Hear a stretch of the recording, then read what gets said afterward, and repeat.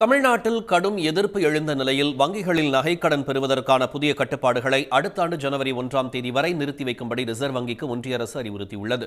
2 லட்சம் வரை நகைக்கடன் பெறுபவர்கள் பாதிக்கப்படாத வகையில் கட்டுப்பாடுகளை தளர்த்தும்படியும் ஒன்றிய நிதி அமைச்சகம் கேட்டுக் கொண்டிருக்கிறது. வங்கிகளில் நகைக்கடன் பெறுவதற்கான வரைவு நெறிமுறைகளை வெளியிட்ட ரிசர்வ் வங்கி 9 புதிய விதிமுறைகளையும் வகுத்தது. ரிசர்வ் வங்கியின் இந்த வரைவு விதிகளுக்கு அரசியல் கட்சிகள் மட்டுமின்றி பொதுமக்கள் தரப்பிலும் கடும் எதிர்ப்பு எழுந்தது. கட்டுப்பாடுகளை மறுபரிசீலனை செய்ய வேண்டும் என தமிழ்நாடு முதலமைச்சர் மு.க.ஸ்டாலின், எதிர்க்கட்சித் தலைவர் எடப்பாடி பழனிசாமி உள்ளிட்டோர் ஒன்றிய அரசை வலியுறுத்தியிருந்தனர். இந்நிலையில் ஒன்றிய நிதியமைச்சகம் வெளியிட்டுள்ள அறிவிப்பில் சிறிய அளவில் நகைக்கடன் பெறுவோரை பாதிக்காத வகையில் முடிவுகளை எடுக்க ரிசர்வ் வங்கிக்கு அறிவுறுத்தப்பட்டுள்ளதாக கூறப்பட்டுள்ளது.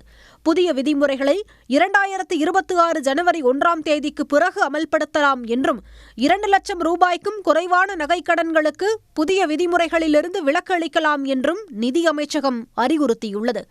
இதற்கிடையே நகைக்கடன்களுக்கான கட்டுப்பாடுகளை தளர்த்த ரிசர்வ் வங்கிக்கு ஒன்றிய அரசு அறிவுறுத்தியதற்கு முதலமைச்சர் மு.க.ஸ்டாலின் வரவேற்பு தெரிவித்துள்ளார்.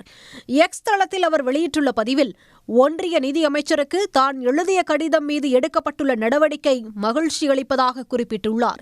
2 லட்சம் ரூபாய்க்கு குறைவாக நகைக்கடன் பெறும் சிறு வணிகர்கள், விவசாயிகள், தினக்கூலி தொழிலாளர்களின் நலனை காப்பதே தனது தொடர் நோக்கம் என்றும் அவர் கூறியுள்ளார்.